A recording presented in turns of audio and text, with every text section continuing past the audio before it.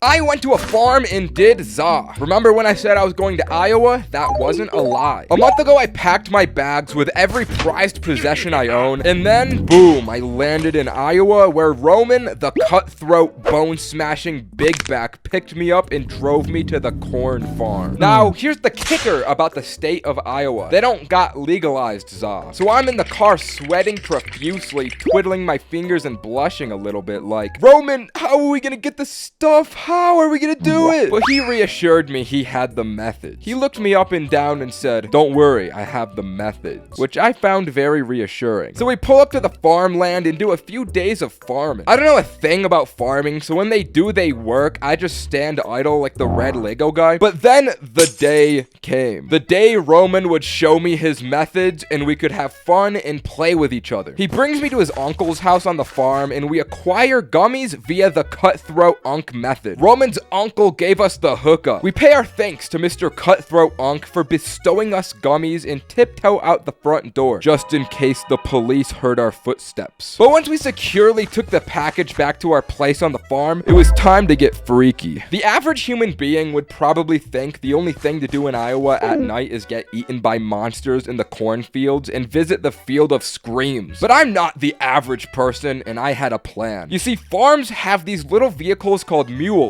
which are literally just golf carts. I wanted to do this edible and drive to the only location that existed in this goofy small town, and that's Casey's gas station. I hadn't been high in like 3 months, and I was prepared for the hella munchies. And so we ate this edible and watched the Teen Titans Go movie until they started to hit. Fast forward a bit, and once I was starting to develop feelings for Starfire, I knew it was game time. Brother, are you ready to do this shit? Most definitely. We get our things and frantically bolt to the door, but we both fucking stop in our fucking tracks because right before our eyes was Roman's cat Manhole. Bro really named his cat Manhole. But Manhole was mad cute, bro, on some type shit, you feel me? He was on some, you want a little treat, Manhole? And upon inspection into the cabinet, we had only whole wheat bread. Manhole, I'm so sorry you're gonna have to starve to death. Nah, bro, nah. We gotta get him snacks. Snacks from the gas station. You don't mean, oh, I mean. You see, Manhole loves hot dogs. And what's at the gas station but $4 hot dogs? So now the move is to get our little asses in the mule and travel all the way to Casey's to acquire the $4 hot dogs so that Roman's cat could enjoy his favorite snack. Thinking about getting these hot dogs makes me so stressed and anxious. It makes me want to smoke weed. But I personally wouldn't damage my lungs like that by inhaling fumes inside of my lungs. Luckily, there's an alternative, such as the 5-CBD high-potency 10mg Delta 9 gummies, with flavors such as Vibes,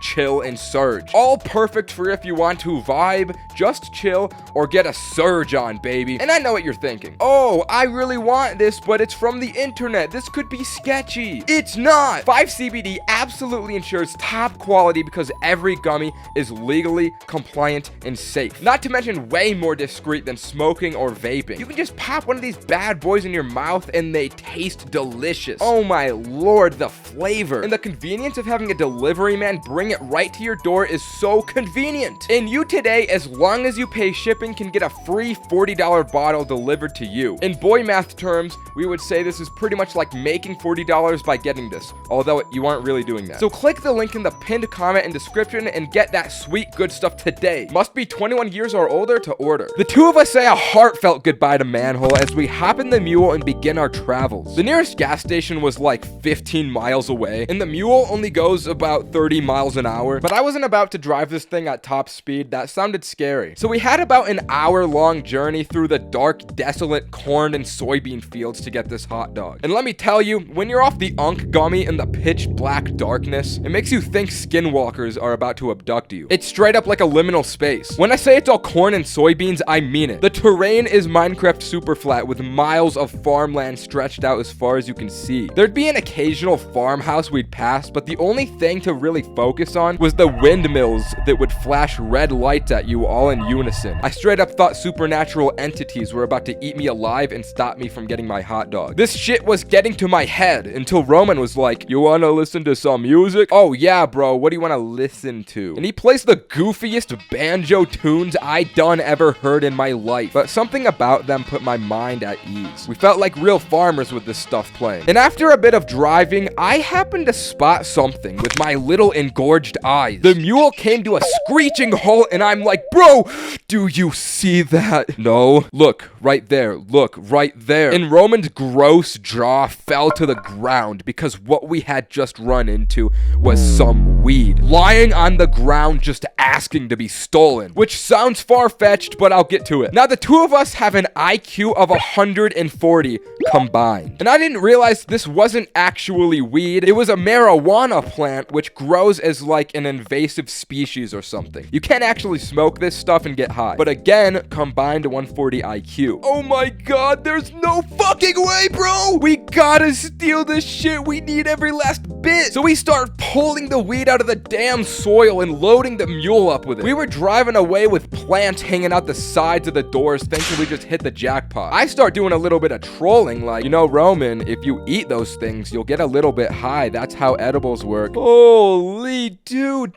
no way. Roman starts fucking that food up, eating the plants as we proceed with this journey. We pull up to the gas station, get out, and have a moment to lock in and pretend to be sober. If this gas station employee had even an inkling that we were high, they'd probably call the cops and put us in prison. That's just the Iowa culture. Stakes were high here. We enter the building and immediately, I don't know where the hot dogs are. It's in the dead of night and we're the only ones in there. So the gas station dude starts hitting us with some lethal southern hospitality like, what brings you folks in here so late? I never seen you two. Oh, you know, we're just hungry. What would you guys want? Hamburger. Oh shit, I can't go back on this. I fucked up. No, we want the $4 hot dog. I thought I'd be suspicious if I said my order wrong, so I doubled down like, no, I want the hamburger. He wants the $4 hot dog. Well, I'm sorry, but we don't have hamburgers, but I can get you that hot dog. And now I look real sus because who not just goes to a gas station for hamburgers but doubles down on it? There's not a gas station on earth that has hamburgers. I had to get out of there, so I'm like, okay,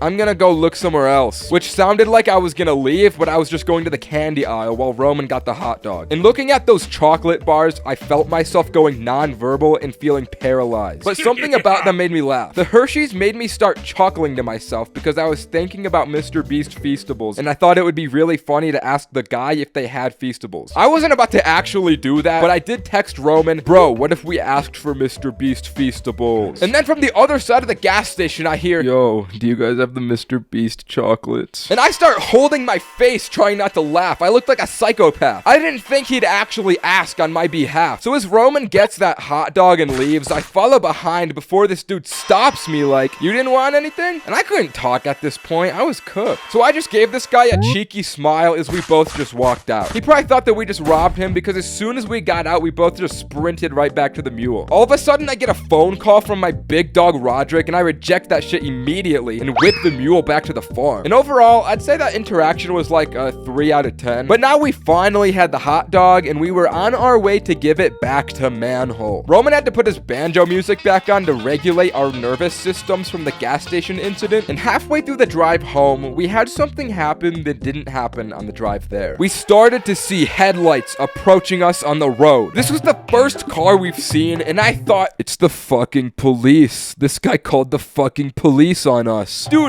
our car is full of weed. We're fucked. So we pull over and turn the headlights off, going incognito mode, throwing all the marijuana plants on the ground. In this frenzy, Roman dropped the hot dog on the ground. All the condiments and buns fall off and it gets all dirty. This hot dog is no longer edible. And on top of that, we forgot to turn the banjo music off as this car is approaching. It luckily just passed us and it was not a cop, but that was a real scare. And the rest of the drive home was just depressing because of the travesty that just happened to our dog. But we made it back alive and rinsed that shit off for Manhole to enjoy. Giving the cat his snack was a success, but we forgot to retrieve munchie food, so the two of us just ate our whole wheat bread for the rest of the night and crashed out. This was the most depressing night of my life. Being an Iowa crash out isn't good for the soul. So the lesson today is don't be a farmer because they don't have Postmates out there. Okay, bye.